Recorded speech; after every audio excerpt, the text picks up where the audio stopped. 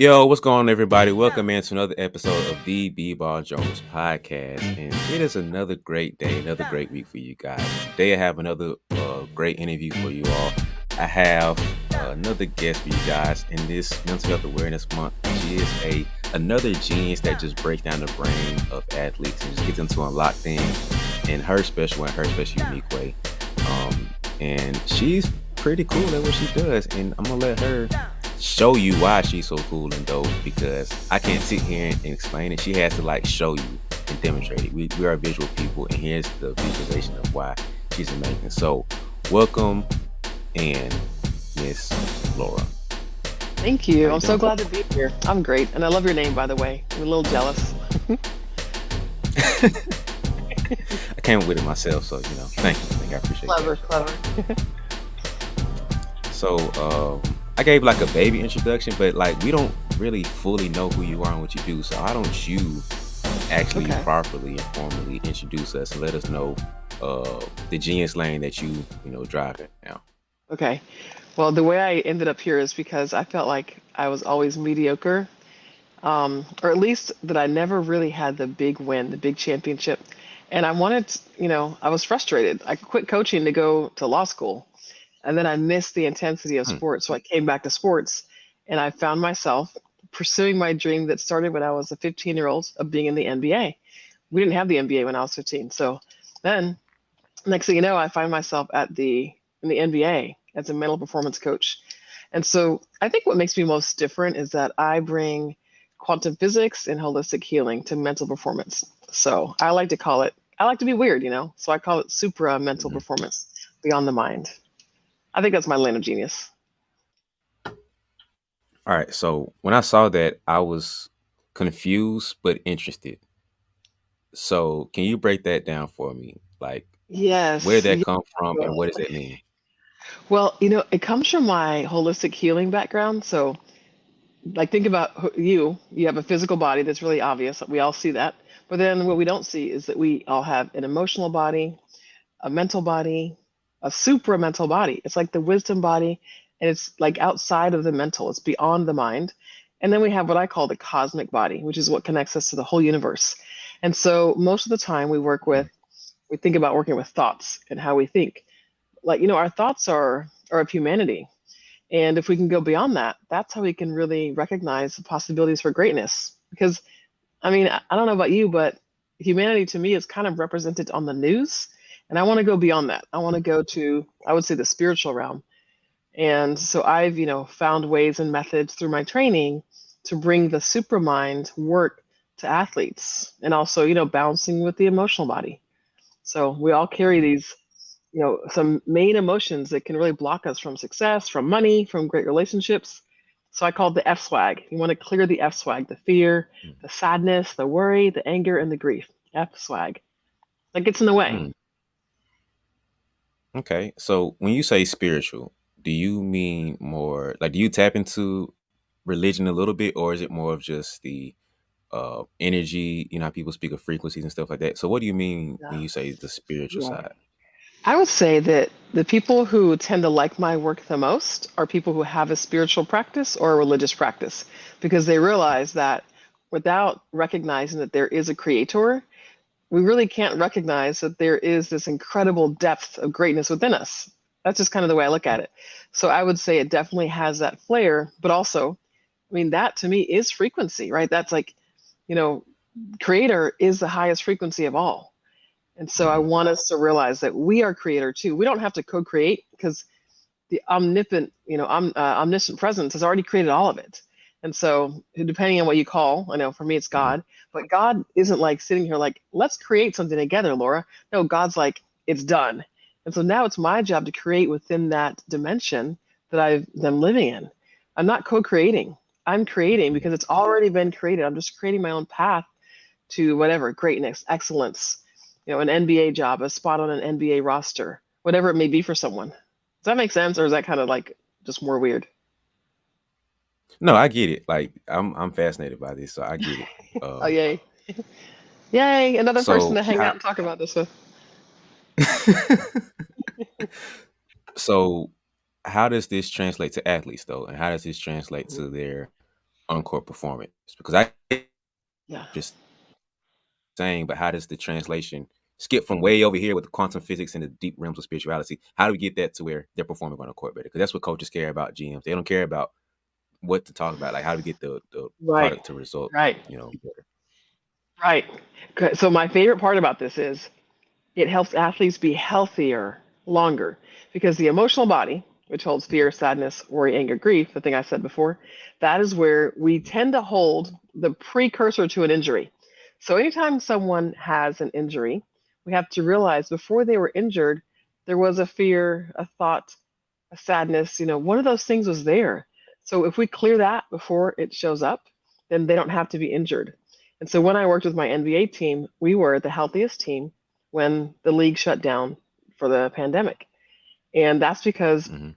when you're helping athletes, create this pathway through all of the muck of the emotional body and the mental body, the physical body would love to just experience, wow, there's beyond the mind. And otherwise, most of us get stuck in our minds and we don't go beyond to the heart and to the wisdom and the intuition. So when I work with basketball players, they get to be great. They learn to get into the zone on command. They get to be healthy way more than their teammates. They learn how to be present Mm-hmm. and focused. And, I feel like a great athlete can be present in the moment, not worried about the mistake they made and not thinking about fourth quarter, and presence, Mm-hmm. presence is really a gift for anyone who can get there. And when your emotional body rids itself of all the fear, you peel back layer by layer, then pressure becomes joy. Pressure becomes a complete and absolute privilege, and you thrive on it. I think a GM would like Mm-hmm. that. What do you think? Oh yeah, like that's you just have to speak their language. So if you saying, "Oh, my players can be healthy and be present," and if that results to them performing better, sign me Yeah, up. I think a smart GM would do that at least. yeah, and the league the NBA tends to be a copycat league, right? So Oh yeah. when the first person did statistics, right, the stats guys, no one really liked it. Oh, we hate that stat stuff. Now everyone does Mm-hmm. it. And so my thought would be that eventually someone will say, hey, let's work on this cosmic athlete thing. And then eventually they're all going to want to try stuff like this, like frequency and the hippie healers are going to be a thing in the NBA at some point in time. I can see it. Yeah. Yeah, I think we're trending towards that with certain organizations who do kind of practice more on the whole athlete, not just the weight Right. room or the skill side. Like you see mental health becoming more of a prominent Yeah. talking point with the Right. commissioner and teams and stuff. So Hmm. as we Yeah. go deeper down that way, you're going to start to see more holistic side. So Yeah. Can we with make? that becoming more of a thing, go Mhm. ahead. Well, can we make a distinction? Because one thing that I love that the NBA has done is they've brought in mental health. So mental health is Mhm, very important now in the NBA. Mental health and mental wellness training is not the same as mental performance. So sports psychologists do that mental health, mental wellness, and then mental performance coaches. Some of us are also trained in psychology. That is about winning. I want us to always remember winning mhm, because winning, if you win, you're happier, first of all. And if you've won, it means you have overcome some of your emotional blocks. So people who are winning, they have a higher chance that they've overcome their emotional blocks and their fears, right? So the winning means mhm, we've crossed some of the hurdle of the mental health and mental wellness. And I just think sometimes we forget that mental performance and winning are like the next level up from focusing on mental health. Mental health is like a crisis, right? But I want to make sure my guys are ready before any mhm, crisis shows up. I want them highly resilient, high frequency, high vibrational beings because they meditate or do yoga or become aware of their thoughts mhm. or have like positive self-talk. I think that's really important as well. Does that I don't know if that makes, you know, it's I don't want to down mental health. I mean, I myself suffered from so No, much I get it. depression that basketball saved me, right? I loved basketball. I threw myself into it. The practice itself was mental health. So it's so important, but I also want to make sure that we remember that the mental performance aspect is a little bit, distinctive from that. Mhm. So you would say the mental health side, let's just encompass all that under mental health. So you Yeah. would say Yeah. the mental health would be the first step of kind of like the foundation to build on, and then once that's settled and it's set, then we develop and grow to mental performance. Ah, not exactly. What I would say is instead of them being like this, they're like this. So you would work on your mental health while you work on your performance. And one of the ways that you'll know that your mental health issues, tend to be settled is when you are really consistent. When everything comes together and the team can win. That when the team is mentally healthy, mentally resilient, the team will win. Right? When the team learns to get present. Because doesn't young and old teams that matters a little bit, but I think the frequency of the team is really more important. So we I think we have to look at why each team doesn't have isn't looking at raising the frequency. It's great to have the guys healthy. Mental health is so important, but let's also look at the winning side. To not go to the playoffs when there's 30 Mhm. teams in the league, all 20 teams go to the playoffs. So if you're not going to the playoffs, something's you got to reevaluate what you're doing in the mental performance space. Mhm. Why are athletes injured? I don't think that's a great excuse anymore. Athletes being injured means they're not doing the inner work. Inner work clears your chances of having some of these injuries. The more clear you are, the less likely you are to have a twisted ankle. Sounds crazy, but it's fact. Mm. So how is that fact? Like, how could you Yeah. explain that to make it make sense? Okay, so the way I would make it make sense is if you think about the five bodies I mentioned, the physical body, the emotional, and the mental body. Let's just stick there, right? So the Mhm. physical body, let's say it's an ankle. So let's say my ankle's hurt. Well, one thing it's wrapped up in is my emotional body, and my ankle's also wrapped in my mental body. So now Mhm. my ankle is like under two heavy blankets, can't find its way out. The emotional body's holding fear, sadness, worry, anger, grief, one or more of those. And the mental body is holding thoughts of, I don't deserve the success. Huge, massive success is scary. I'm afraid to succeed, or I'm afraid to fail. So here's the ankle stuck. When we start to allow the ankle to tap into the super mind, beyond the mind, through meditation, yoga, prayer, self awareness, positive affirmations, things like that, then the physical body sees its way through, and it's like it pokes a hole. Oh, and now the physical body sees beyond all this, and once it sees it, if I thought there was a wall outside the window, and I had the drapes closed for a year, and then one day someone opened the drapes, and I saw that there was a whole beautiful space out there, I would Mhm. never again let myself think there was a wall, and I would probably never again let the drapes stay closed. I would now want to open the drapes and enjoy the view. The body is the same. Once the body sees its way out of the muck of the emotions and the mental and the heaviness of humanity, and it sees its way to the supra mind, it doesn't want to go back. And now we're healthier. Now the ankle's like, oh, I see it. I've seen beyond, the junk that I'm stuck with. I can be healthy. So does that make it make sense a little more? Yeah, that makes a lot of sense. Because I had experience similar to this. So there was one point when I was doing yoga, when I first started doing yoga, and listen to what the instructor was saying. She was kind of saying how you should breathe through every movement that you have, and she was like saying, pay attention to your hips. Your hips are tight right now. More than likely, your jaw is tight right now. You're clenching because the body is uncomfortable in this position. So relax. Tell your brain to work or talk to your body and just say relax and breathe through it. And as I stopped doing it more and more, I relaxed, got more comfortable in that position. So it's not the exact thing, but I understand what you're saying, where it draws similarities to it. So Yeah, it is like the linear relationship that it has. I think it's actually almost the same exact thing what you just said because if someone does that and they become aware of when their hips are tight, their hips will be tight less. If your hips are not tight, then your knee is not overcoming tightness in the hips, which means your ankles and your feet are more relaxed. And when you get in the zone, you're really relaxed and you're also kind Hmm. of out of time, meaning time does not define each second because you're no longer living in time. It's this there's this thing called hypo pre let's see hyperfrontality, something like that. I'll look it up. But there's a thing where you're in the zone where your prefrontal cortex will stop keeping time because you're in the zone. And so actually, you just stop being here, which is your thinking mind, and you start being this present and you connect to oneness when you're in the Hmm. zone. When you're in the Hmm. zone, your fascia, your muscles, and your tendons allow you to become an instrument. So now instead of your body playing basketball, your body becomes an instrument and basketball is Hmm. being played through you. I would argue that your basketball is being played through you by way of your crown chakra up here, right? So if you become a master of energy and frequency and, create and learn how to kind of use your own personal magic, because we all have this superpower of being magical. We just don't realize it. And so when the Mhm. energy of the game comes through here, you think about this, you recognize it, and you focus there. You kind of make it part of your ritual before the game. I'm going to let the game come through me. And then now your arms and legs are instrument, or your whole body is an instrument for basketball.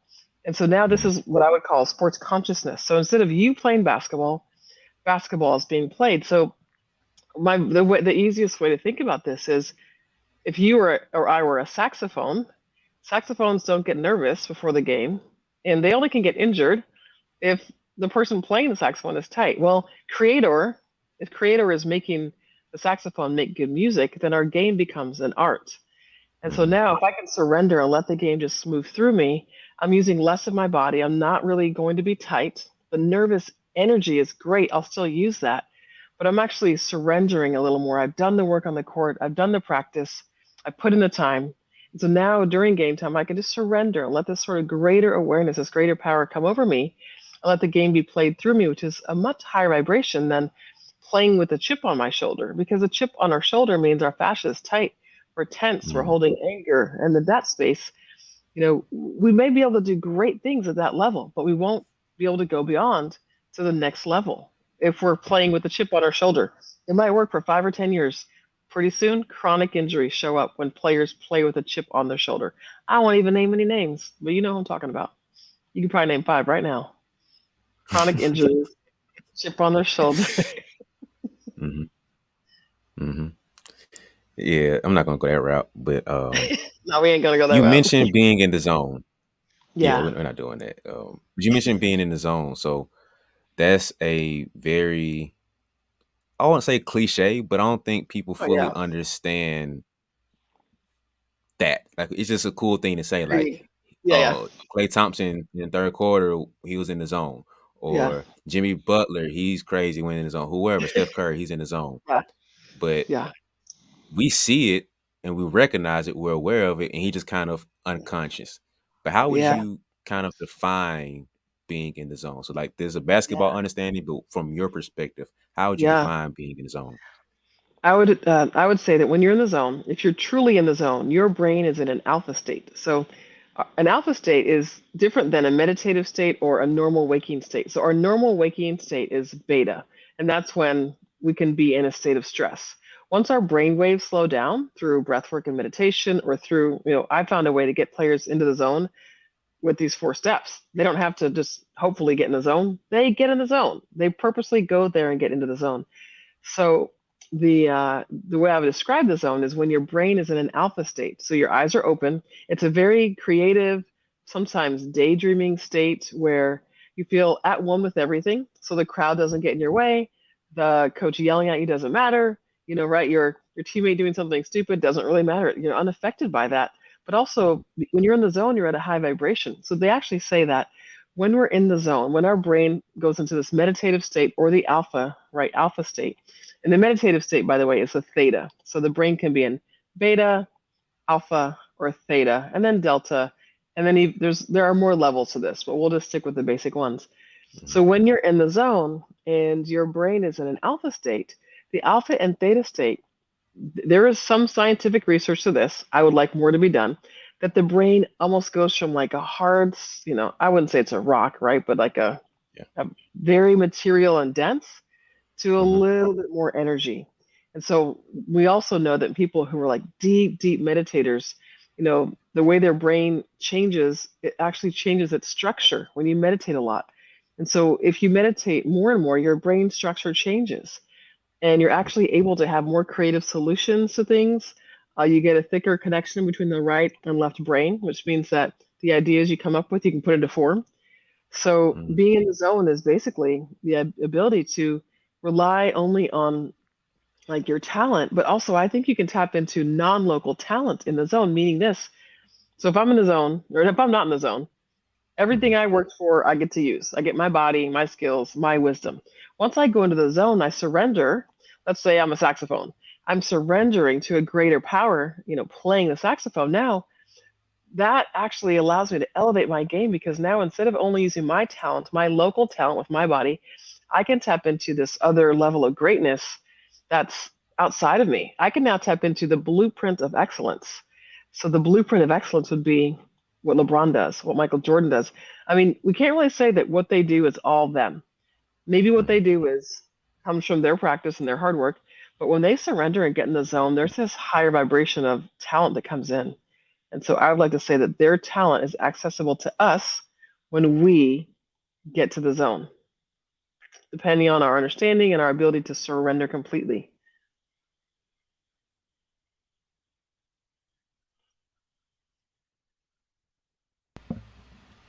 Can you- Okay, Yeah. cool. A lot of times you hear coaches say you need to get in the zone, you need to be focused, but you can't force your way to an unconscious state like that. So, how can a player sit back and program and train the way to be in the zone? Right. So I believe that, like for me, I can. If you said get in the zone right now, I could do it in 10 seconds. So I've trained myself Hmm. to have a couple of things I do, a couple of anchors, right? So, you know, you can do this through the training, right? So, the first thing that I always say is there's four steps to getting into the zone, FLOW. And actually have a PDF, a free PDF on my website, so people can read it. I've had people read that PDF and then tell me, "Oh, I got into the zone," which is great. It took me a lot longer to learn that, but it's really important to practice getting into the zone when there's not a game or a practice coming up, because you can Mhm. show your mind and slow your brain right to the point where you suddenly, you'll sit here for 10, 15 minutes with practicing being still, shift your frequency, be still, close your eyes, focus on your breath, lose your thoughts by thinking of crazy things. If I want to lose my stressful thoughts, I think of a green hippo. A green hippo means it took a lot for my brain to conjure that up. I'm there. And then I want to Mhm. imagine going into what I call the cosmic arena, the space where I can practice my game, where, the physical world meets the intuitive world. And so I have players practice going into their cosmic arena, and then there they practice superhuman mental reps. So I have them go through those four steps, and they create a very powerful platform to the zone. I actually have them use visualization, imagination, breathing techniques, and simple stuff, right? Breath work doesn't have to be specific or crazy. Sitting Mhm. down and focusing on your breath is breath work. You can make it complicated or you can keep it simple. So I like players to learn how to get into the flow state by going through the four steps a few times, and then you're more likely to fall into this zone, this flow state when you're doing something challenging, right? When you've done it so much that you can go unconscious with your skills because you're practiced, you've practiced to a high level. So I would Mhm. say it does take some training, but anyone can do it. So you talked about the breath work. Are you a fan of box breathing? I'm a fan of anything that someone can remember to do. So yes, I'm a fan of that as well. I just want people to do it right. So to me, like I make up my own stuff. I'm like I do basketball breathing. I imagine going around the seams of the basketball. I breathe in around the seam and I breathe out around the bottom of the seam. So for me, people should pick something that's going to stick with them. And as long as they're sitting and the idea, like when people meditate and they think were lying down meditating, or I did a walking meditation. No, you did not. You did not walk and meditate. That was good mindfulness practice, but you weren't meditating. You just weren't. Mhm. If you're meditating, your spine is straight. You're noticing the breath moving up and down the spine. You're not listening to music, and you're not. I hate to tell you all this, but if you're on an app, that's baby meditation. Great. If that's what it takes, do that.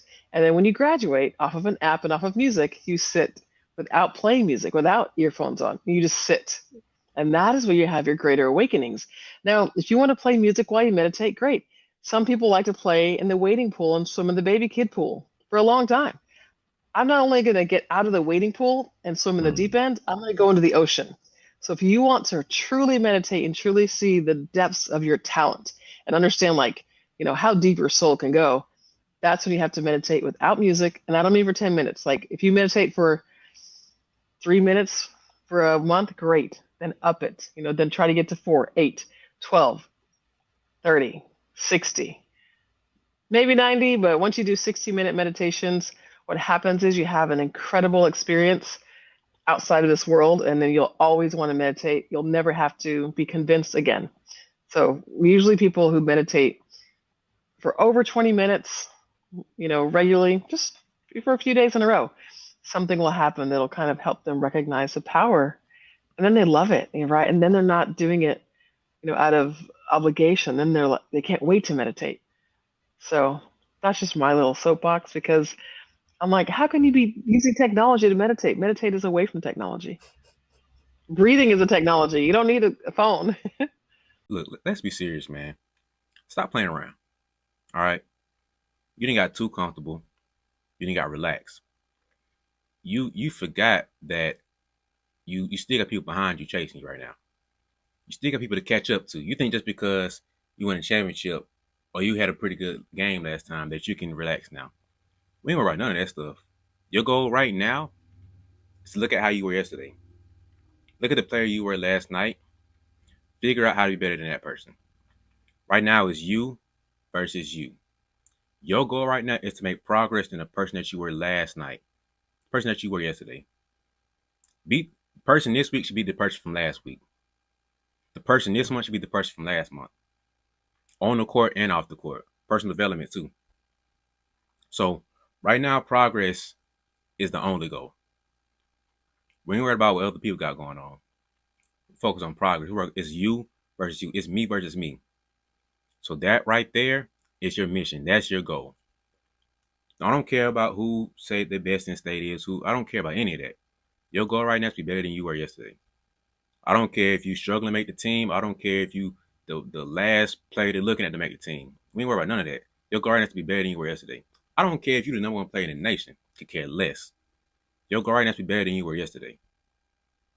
So go ahead and get you one of these because you need that reminder because you got too comfortable. That's the issue. You got too comfortable. This can't get you comfortable right here. So go ahead, get you a reminder, get you like a flag hanging as a reminder to say progress is on the goal. Mm-hmm. So you sat down and meditated for 90 minutes? Many times, many. Really? You know what's funny? I signed up for this meditation workshop. I didn't know what it was. I just heard, look, I heard they were going to serve free vegetarian food, and I wasn't really good at cooking it, and that they had it was a really beautiful place, and that they took your phones away. And I had gotten so overdone with society, with phones and texting. This was a few years ago, so like 10 years ago, maybe 11. And I was like, wow, I can go to this place. They'll take my phone away and I can just eat vegetarian food and meditate all day. Sounds amazing. So I went there. I didn't know I had to wake up at 4:30 in the morning. So I had to wake up at 4:30 every morning and meditate. Actually, wake up at 4. You meditate for 90 minutes 6 times a day. So we were constantly meditating. And it was for 10 days straight. You don't talk to anyone. You don't speak. You don't open your mouth. And you don't even make eye contact with the other humans who are in like the cafeteria. And then you have your own room or your own space. So you meditate kind of in solitude. There's no music, no technology. But at the end of that experience, you're completely changed forevermore. And I Mm. didn't know what I got myself into. I just signed up. I was all excited. And then, I kind of hated it for a few days. I was kind of miserable. Like, I remember I found this some paper to write down. You're not allowed to bring a journal, but I found some paper and a pen, and I was writing like, I hate this place. These people are terrible. Because you know why? Because all my worst thoughts were coming to the surface and bubbling out. And then when I left, I didn't have any pain. I played basketball back in the day. My hips and knees hurt all the time. Not after my Vipassana 11-day meditation retreat, they didn't hurt. Like my Mm. body didn't hurt for 3 or 4 years after that. So then you realize, oh, my Wow. emotions and my mentality create my body's hangups and injuries and Mm-hmm. tension and pain. And that realization helps me really, it's where I kind of came up with all this work. That's what I realized what I could do for athletes. Like if they could just recognize that they can be an empty container instead of full of traumas and hanging on to old stuff and old junk and old arguments, they could be healthy. And that means they can win a championship because the healthiest team has the best chance of winning a championship. I mean, look at like Miami without Tyler Hero. Mm-hmm. Look at, I don't know, name any team who's missing a superstar or someone who's injured. And you think about how much better they could be if they had other guys. Mhm. So, men or women's sports, doesn't matter. Missing your talented players because of injury is a big, huge issue. Like dynasties can't grow and can't be built without healthy players. And so for me, these NBA owners are leaving billions of dollars on the table by not tapping into the holistic, higher level. I would call it sports metaphysics. I always call myself a sports metaphysician. And then people are like, "What's that? That's Mhm. confusing. That's weird." I'm like, "All right, I'm a mental performance coach. It fits." That it's like, "All right, I'll put the uniform on. I'll call myself what everyone else does." Yeah. There's so much more beyond the mental. There really is. We got to go to the super mental if we're really gonna change games, change lives, help people transform. Because it's not just about the game, right? It's about the athlete's life. And so when they do this type of work with me, Mhm. the rest of their life shifts, and they start to realize, wow, like I really am more than an athlete. And I feel like it's a gift, right, for someone to have an awareness of who and whose they are. Mhm. So, okay, an athlete is struggling right now. Okay. How would you? What would be like the first suggestion that you have for them Yeah. to look at? I know that's a tough one because it's so vague No, and it's not. open. But That's not tough okay, for so me. what would you suggest the first thing, first two Right. things, whatever that they should look Yeah, at? yeah. So when I first talk to someone, I say hello, I introduce myself, and then I'll have us sit together for 1 minute. In that 1 minute, all their job is just to breathe. And that sometimes opens up so much space because if you're struggling or if you're stressed out, the first breath, and I have them shift their mindset. Don't take a breath for the next minute with me. I want you to receive the breath. So I have someone Mhm. just stop breathing, like right now, just stop breathing altogether. Don't even try to breathe. And then the next time you notice there's a breath available, kind of usher it in and accept it and allow it. You hold it at the apex, you imagine it breathing up to the top of your head, hold it, and then you let the breath go down. And you might be amazed at how much that shifts someone. Shifts someone. And then I ask them, what are your main thoughts? I like them to write down. What do you think about yourself? What do you think about your game? And I have them write down some of the things they're thinking, and we look at shifting those. I give them new thoughts. Sometimes they don't know the new thoughts. I tell them, write this down. I am incredible. I am excellent. I am outstanding. They go, what if that's not true? Well, that's one of the ways to make it true is to start repeating these things so that it becomes imprinted upon the subconscious mind as a memory. Instead of a Mhm. future thought, it's a memory. Your subconscious mind doesn't know the difference. So I would say with an athlete, pause, breathe, and be aware. Like notice what's up with what you've written down, right? And then, I have a friend, Graham Betchart. He's a mental performance coach for the Sacramento Kings. I heard it first from him. He's like, be where your feet are. What does that even mean? Pause, notice where your feet are, feel them on the ground Mhm. or in your shoes or whatever, and just be present. And if you can be present for even 1 minute, it can be the beginning of changing everything for you. Like, I really believe that if we can use breath and the pause and presence, it changes everything. That'll raise your frequency right away. And then the next thing you know, Mhm. it's like exponential growth, right?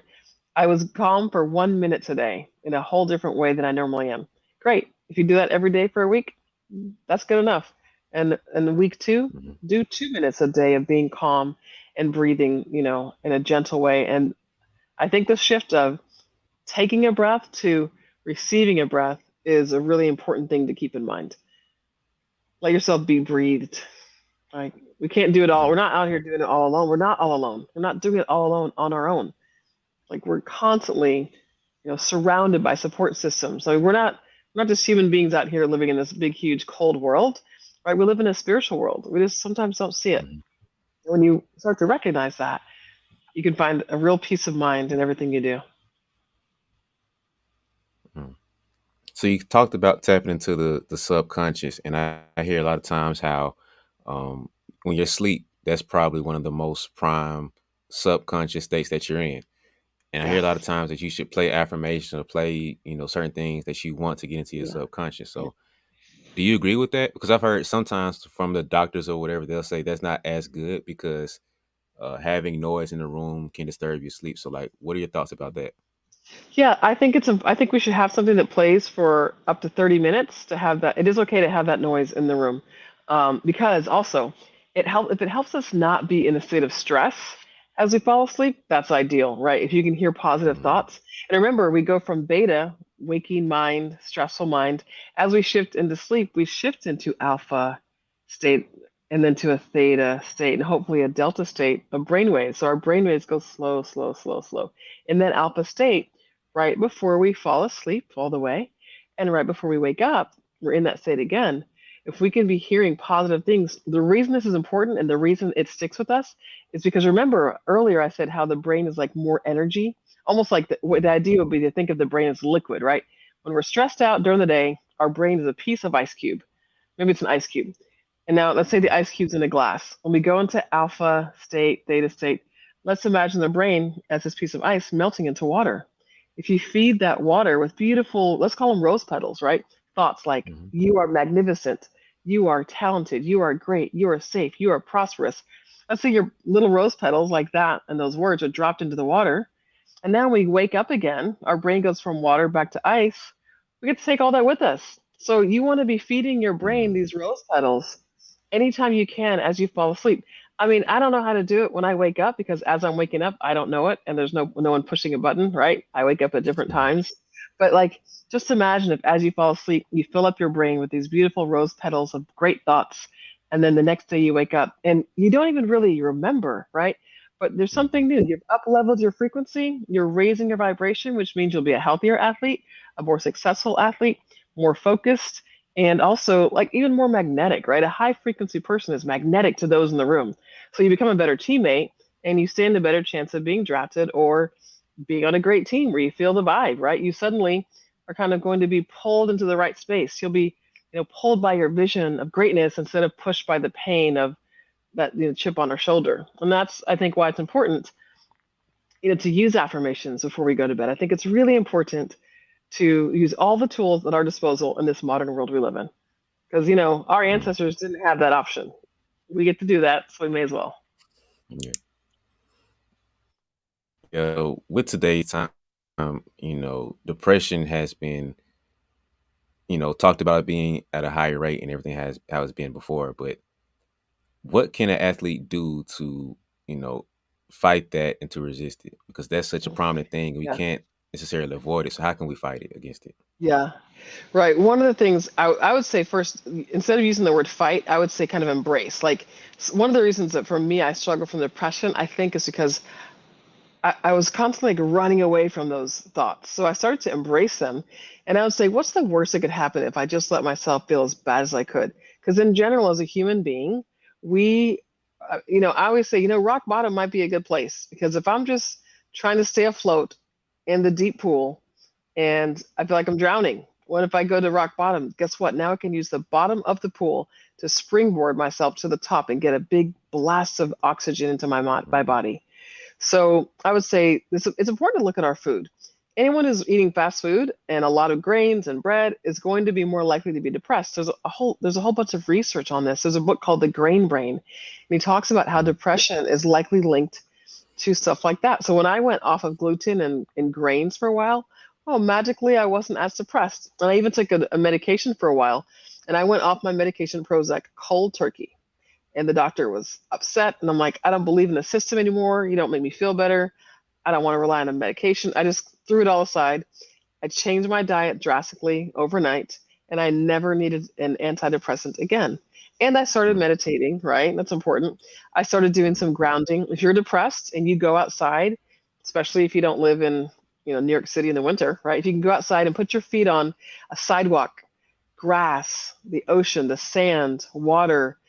And if you can't get outside, go take a shower. Grounding, it's a way of getting vitamin G. G for ground, right? It's also called Mhm. earthing.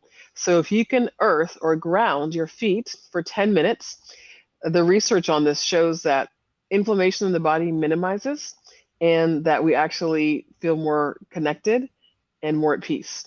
So grounding is one of those tools, breath work is a tool, cleaning up your diet, even if you only do it for 24 hours, right? So let's say, someone's addicted to fast food and soda. Okay, maybe you can go 6 hours without junk. Maybe you can fast for 6 hours. Maybe then you can fast for 12 hours. Maybe you can fast for 16 hours because, fasting gives us some clarity and it clears the mind and the brain of, the toxic chemicals that we sometimes ingest in our foods. And I know it's hard to eat super clean. Mhm. without a lot of thought and a lot of time. So just do the best you can. I used to say, all right, eat whatever you want on the weekends for myself. Monday through Friday, I eat clean. And pretty soon, I dreaded the weekend because I knew I wouldn't feel good. You know why? Because I was eating what I wanted to. So next thing you know, my cheat date is like, organic stuff. So even like my cheat meal for a while when I was feeling my best in my life, my cheat meal was like an organic, gluten-free, dairy-free pizza. Like that's how clean I was eating. My friends would be like, "Wait, why? How could that be a cheat date?" But it's like Mhm. I feel so good that I don't even want to put junk in my body because you can get a lot accomplished and you can not only motivate yourself but become a really powerful leader when you clear the brain and the mental body and the emotional body of junk, including bad food. And I think we're all destined to do something really great, so only a few of us will. Mhm. And I'm like, you know how can we get more people to pay attention to these simple things in front of us? We don't have to be, a society of depressed and sad people.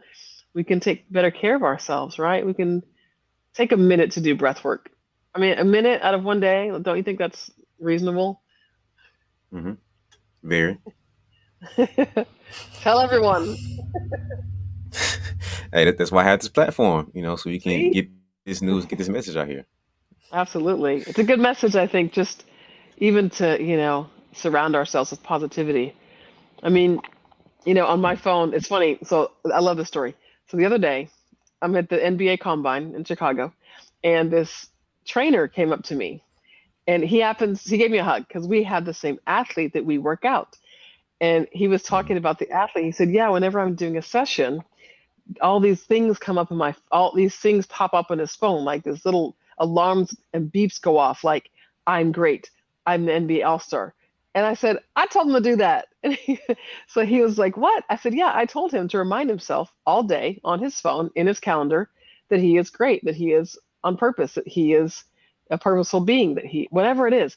And so he put it as alarms. I usually put mine as calendar reminders, but his alarm would go off every hour with a positive thought.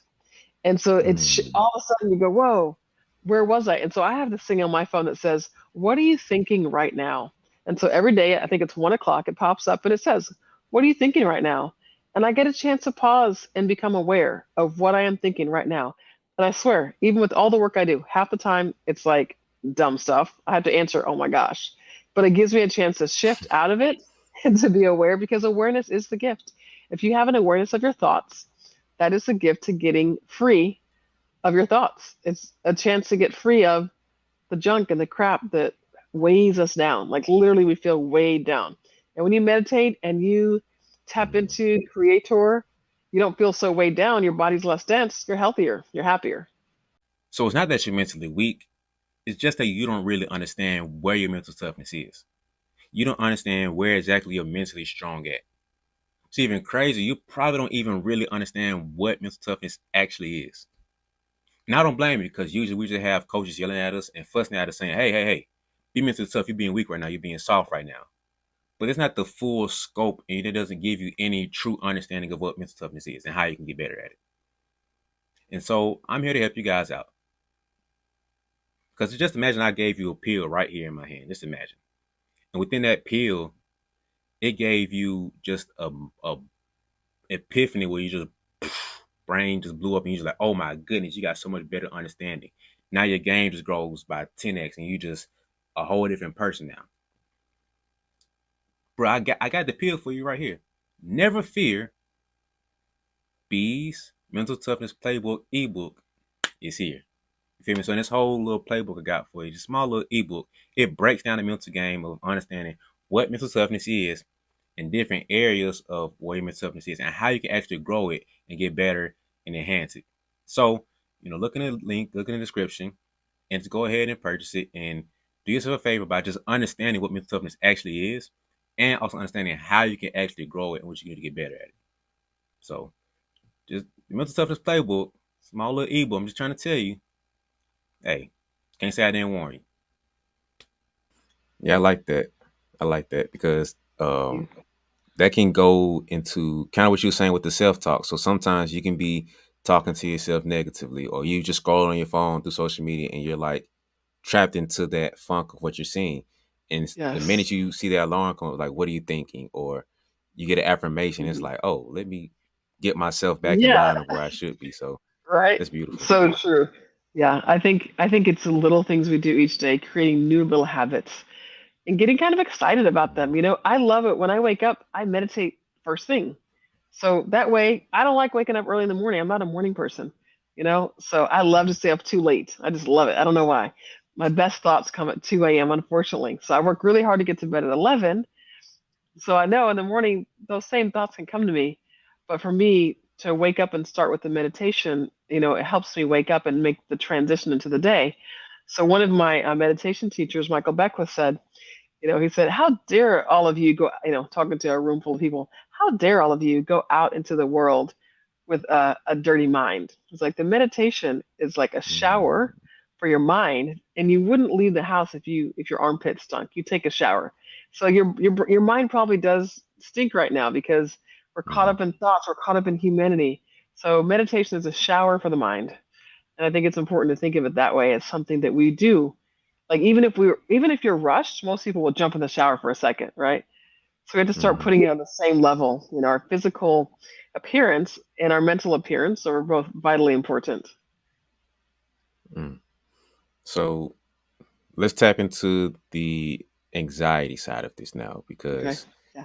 that's a very um, major thing that we're all kind of, balancing and dealing with. So what can an Mhm. athlete do dealing with that? Because that can be from coaching putting pressure on them, or the pressure to put on Mhm. themselves, parents. Right. So what can an athlete do to deal with the anxious thoughts and, dealing with the anxiety that they have? Right. One of my favorite ways to deal with anxiety is just to learn to get in the zone. Because once you get into the zone, that shit it changes very drastically. The other thing is to remember that when I said like stop and do nothing and then just Hmm. allow the breath to show up. So anxiety can be shifted really quickly because the first breath that we receive on purpose, consciously, will begin to shift us out of fight or flight into parasympathetic nervous system, which means fight or flight is sympathetic nervous system, right? And parasympathetic, think of a parachute. Wee, it flows to the ground like it just here gently flows to the ground.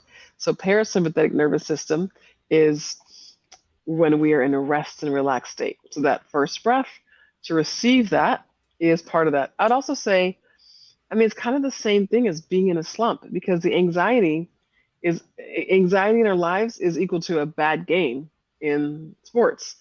It really is. Hmm. Luckily, it's the same pathway. We can do some breath work because we want to regulate the nervous system. I would even say re-regulate the nervous system, right? Because sometimes we're really out of whack and there are a couple techniques that I've studied in my sports energy work. Sports energy medicine is a system I created, and so there's some brain balancing techniques I use, things like EFT and tapping. I actually recently recorded for this app called Ohm Point. I recorded a whole series for basketball players on how to use tapping to calm our anxiety, and Hmm.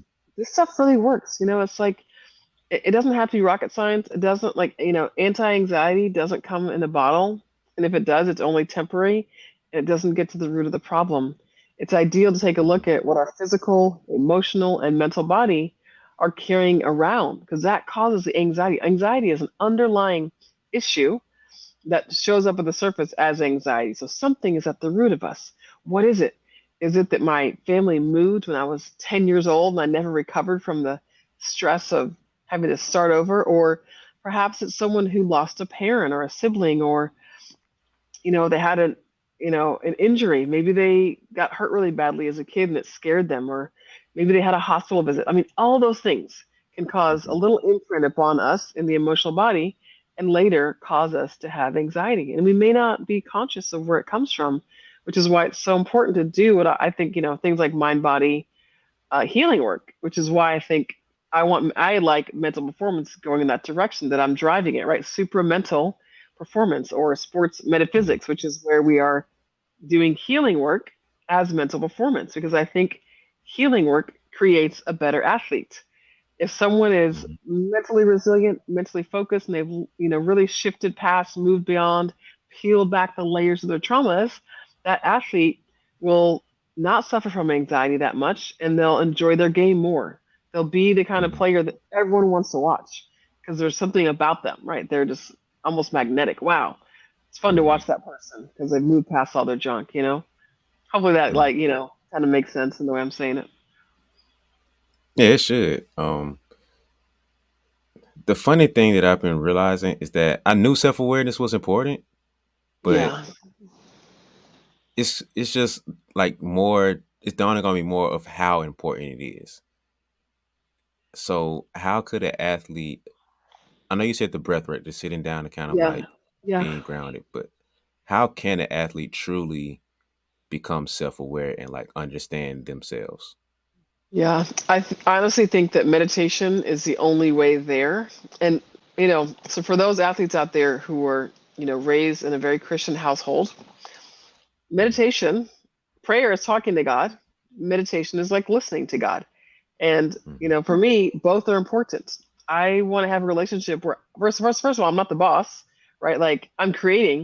At the same time, I am humble about where I'm going with this in this lifetime, right? And so I'm Mhm. going to allow myself to meditate by just sit and be present and listen. And that really is the fastest, best, and most likely way for us to become self-aware. Because when you meditate, even if we sit to meditate for 1 or 2 minutes and all you did was think, think, think, think, think, that's okay. That's the whole point. Let's say I have 5 gallons of water, and those are my thoughts, and I have a little funnel. Well, if I start to pour a little bit of the water out of the gallons, like through meditation, that's great because next time I meditate, the 5 gallons, maybe it's now 4.5 gallons. So every time you meditate, you can't label it good or bad. The fact that you sat and Mhm. meditated, it's a meditation practice.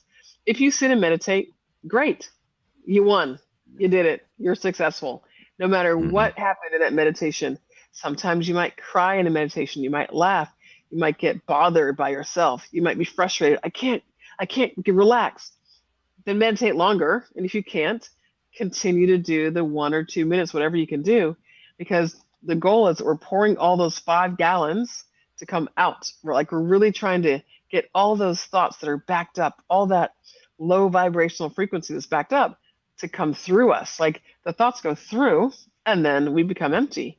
And so the idea when you meditate, ultimately, a lot of your meditation might feel like an empty mind. You might hear the alarm or the timer go off and go, "Oh my gosh, where was I?" You won't even know. Mhm. But Yeah. saying that, sitting, people who say, "Oh, I can't meditate," then you need to meditate more because the more you cannot meditate, the more you need to meditate. It's just I think how it is. I think the funny piece is when they say you should not be thinking when you're meditating, and it's like, That's wrong.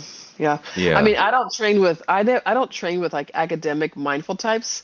My meditation training is with people who are going back to the most ancient teachings, like not to, kind of brag, but, I'm not going to work with a mindful teacher who went to, a university and learned meditation.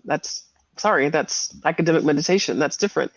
I'm going to, hang out with a person who's meditated, for 30 days straight on a journey and not stopped, right? Like if you haven't done a 10-day meditation retreat, you can't teach meditation to me or anyone I know. Like we're going to go to the highest vibrational people who have Mhm. lived meditation. I want someone who's lived meditation for at least 2 decades before I'm really going to tap into what they're teaching. So I've been meditating for 22 years. And, if Mm. there's no other reason than to meditate, I tell the ladies, you'll age more slowly. Meditate. If you want to look better, meditate, people won't know your age. And sometimes if it's a material reason to do it, fine, whatever it takes. But, you also have to be stalking your thoughts, right? So that little note you might write on your phone that says, "What are you thinking right now?" Just Mhm. catching yourself in the awareness. That is the key to awakening, to, enlightenment, is just to notice that you are not the thoughts. The thoughts are moving through you. The thoughts are the radio station, right? If you're listening to death metal, whatever you call that, change the channel. Oh, I was listening to death metal. I was thinking how stupid I am, how stupid everyone else is. Change the channel. And, once you become aware of your thoughts, you can do that. You can think, oh, let me think better thoughts. I will start to think that look at how beautiful the world is. I will wake up in the morning and I will have a bad attitude maybe when I wake up because things are going badly. However, perhaps I will have micro gratitude. I'll find one little thing to be grateful for. Maybe that little Mm, thing is something like, oh, my house didn't get torn apart by a tornado while I slept. Maybe you're mm-hmm, just in that bad of a mood. And as you get into a better mood, you say, "Oh, I'm so thankful for breath." And as you get better and better, I'm so thankful for all my family, my friends. I'm grateful for this meal. I'm grateful for this and that. Because gratitude, as cliche as it sounds, is a vibration, and it's one of the most powerful high level vibrations there are. So mm, if you can be grateful for one thing or two things or 10 things, that'll be an equal proportion to how your life is and how your life is going and how you're feeling. I mean, if you're not grateful for the dollar you got and you're always angry that you don't get paid enough, then, the universe takes a look at that and they're not going to give you more. Oh, not even satisfied with what you have. No reason to mm-hmm, give you more. So be grateful for a dollar and you'll have two. Be grateful for 10 bucks an hour and you'll make 15 eventually, because gratitude is a high vibrational frequency, and that high vibrational frequency that emits from you gives you opportunities. It opens doors and pathways and laws of the universe that you didn't have access to before that low vibration. So it's kind of mm-hmm, like getting Sirius radio, right? So if you don't have Sirius XM radio, you're listening to all the local stations. As you start to meditate, it's like you get Sirius. Suddenly you have access to all these different opportunities and channels and things that the average person doesn't have. They don't have Sirius. They can't listen to four different rap stations and four different classical stations, right? So you want to think of your life as a potential to either just listen to the car stereo radio or tap into, multiple many options and possibilities, because, there are infinite possibilities for us. We just have to keep mm-hmm, leveling up, right? And the fastest way to level up is through self-awareness, breath, meditation, awareness of your thoughts. Stalk your thoughts. Write down what you're thinking. If you journal once or twice a week or a day or a month, whatever it is, just write whatever comes to mind, whatever you're thinking. Even if you're thinking, I did not go to the dry cleaners to pick up my clothes, write it down. And I don't mean with the computer, I mean with an actual pen and paper, because, mm-hmm, mind to hand to pen is far more powerful than typing. And this is true when it comes to our goals. There is research that shows that when you write down our goals, it's more powerful than typing our goals. Writing down gives us a feeling. mm-hmm. Yeah, I love that. I think I love the gratitude piece the most because I tell everybody like gratitude is the hack. Like once I Yeah, started really channeling through gratitude, no matter what, right, like you said, I stopped labeling things as good and bad. I just figured out gratitude right. within it. So I appreciate Yeah. that. And I'm speaking of gratitude, I'm grateful for you being on the podcast, taking the time Thank out to be you. here.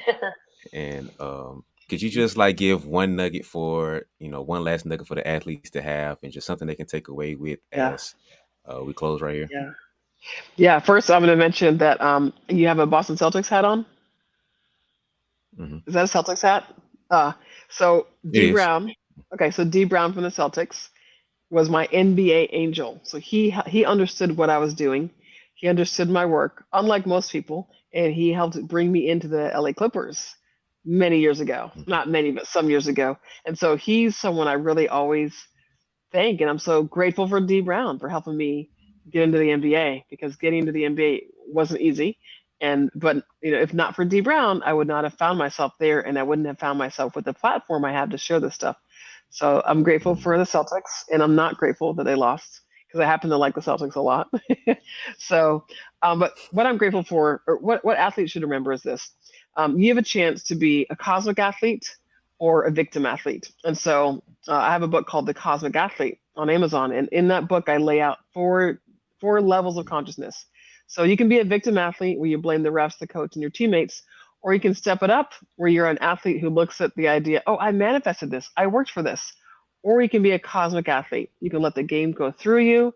You can surrender to a greater awareness, and you can start to fall in love with yourself and with your teammates. You can love the ball. I make everyone I work with fall in love with the basketball. Like, oh my God, I love you, basketball. Tell the basketball out loud. And next time you go to the court, create in your mind a quantum triangle between you, the ball, and the hoop. And you want to look at the hoop and say, hoop, do you give permission for this basketball to go through you? Basketball, I give you permission, or do you give me permission to shoot you through that hoop? And you create this quantum triangle. It's a quantum technique that I've found that athletes I work with have found to be very helpful. So everything is energy. Our basketball, the basketball you're going to shoot, is tapping into your energy. If you're angry at it or Mm-hmm. you're angry at the world, you're going to shoot a lot of bricks. If you can be in a sense Mm-hmm. of high vibration and flow and you love the basketball, you can fall in love with one basketball, and any basketball you see is representative of that. So you got to love the ball. Create your quantum triangle for your shooting drills. Permission, right? It's a triangle of permission. Ball, you, and the hoop, each giving the other permission to work together for the basketball to go through the hoop as many times as possible. So they should try that because it sounds weird, and you're right, it is. But if you just want to be mediocre, which I don't have time for that, you got to do weird shit. You got to do stuff no one else is doing if you're going to become Mm-hmm. what no one else is becoming, right? If you really, really want to be the best ball player in the world, I mean, who knows what like Steph Curry does? We don't know what he does. He might have some Mm-hmm. weird stuff he practices as well. Look at every great player. There are secrets. Very few athletes tell their athlete friends about me. Why? Why? Because this is my secret. So I Yeah. think, that's what you got to think about. Going beyond to the supra mind and being willing to be a cosmic athlete, which means you're going to tap into quantum physics and bring it to sports. And so that's what I have to say about that. Mm.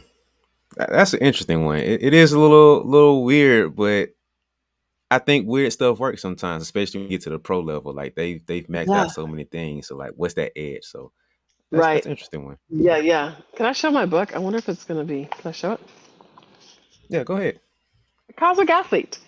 It doesn't quite talk about it, but my next book will. But this will give you a start because it's on Amazon. But honestly, be willing to be, open and available to more good and more possibilities because there's so many possibilities in the world that people don't realize. We just got to tap in. And I'm here if anyone needs to reach out to me on Instagram or uh, not Facebook. Don't Instagram or Twitter. So yeah,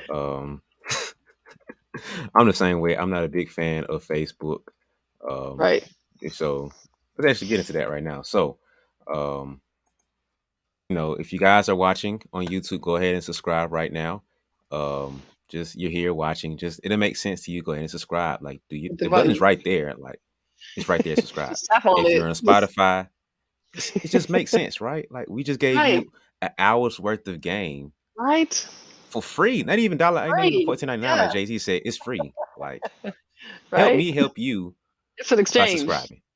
It's Yeah. it's. I gave you a lot of value by bringing a guest on, so you give me Exactly. some value by pressing one button. That's all I'm saying. So that's It's it. easy. Easy to Uh, do. Same thing for Spotify, Apple, Google, all you other podcast sites. Just subscribe, like, follow, whatever the button says. Just follow that direction by following my direction. That's how this kind of goes. That's the triangle we're going to go here. So that's me, Quantum you, and triangle. the app. That's new triangle. We just the Phil Jackson triangle. We just reinvented Right. that one for this place right here. So Me, you, that's what and we the did. follow button. That's Subscribe what it button. is. Subscribe, follow, whatever, whichever one it is. You got different sites, so it doesn't matter. You know what I'm saying. We're here. We're here. Got you. They got you. So, if you guys want to follow along with me, follow me on all social media at BeBall Jones. That's BeBall Jones. And I should have did this before we start recording. But if you would like to follow our guest, let me make sure I can spell this right. Um, boom, boom, boom. I can type a little bit. Let's make sure this is accurate. Boom. LauraMWilde.com. That's easy. It's on the screen. Oh Oh, take well. out that C. Oh, I guess I can't type. Let me. You're the tech nerd. You can do it. Boom. There we go. There we go. That's me. See, I could type. I could type. I was like 99. Now I went to 100. So it's all See, look good. at that. You must be in the zone now. You're in the zone. My Oh, DMs are now I'm in the open. zone. See, I did some breath See? work and boom. It's easy. Like she said, her DMs are open. That's not. I don't know if that means you guys can shoot her shot, but that's another conversation. But if it's for business, Wait, is it, sometimes I don't, I'm not like 25 anymore, so I'll say things. I'm like, wait, what? This has a new word, a new meaning? What you mean? My son the other day was like, Mom, don't say you're gonna watch Netflix and chill when you get home. I was like, what? Why not? He said I wasn't supposed to say that. I said I'm gonna watch Netflix and chill with you and your girlfriend. yeah. He's like, Mom, don't say that. Whoa. Yeah. I Let's know, not I go there right know, I now. know. Well, now you know. So, I do. if you guys So can my help her DMs out are with some of open. this lingo and Yeah, just Yeah, teach her more things to say and not to say. So yeah, the DMs are open mainly for business guys. Let's keep it professional, decent, and in let's do order. that. Okay. No silly business, or you're gonna have a son run up on you, and it's gonna be some Right? issues. Okay. Keep it business. Professional here. So, but tell her Yes. how great she was on the podcast. Tell her you appreciate her. Tell her you want to buy all of her books and get some coaching sessions, all that good stuff. Because it's a lot, and A you lot. can't give it all in an hour podcast. So you have to follow along to get the rest of the game. So, anything Exactly. else that you want to give them to take home with them before you get out of here? Well, one last thing I would say is that everyone I've ever worked with thought that they could be great, right? So let's say they thought they could be, this great. Every single one of them could actually be this great. Like, you are infinite. You are infinite. That's a nice little one line. That's a quick one to get out of here with. You're infinite. Thank you. You are infinite. You are Infinite too. possibilities. Well, thank you. I mean, you are really a quantum field of all potential, right? We'll talk about that next time. Okay, I like that because I want to go so much deeper, but I feel like we've been constrained, and it's like I want to keep hearing more about this. So we have to talk more because I like this. I'll come back. If I'm invited back, then I'll accept the invitation. Consider this the invite. So we're gonna have a part two. Okay, here we go. So guys, you gotta subscribe or you won't even know. So See, see? hey, that's what I'm talking about. So all right, that's enough. We'll get out of here. Thank you for coming on. Thank you guys for listening, and come back next week for another episode. But right now, that's it. Thank you.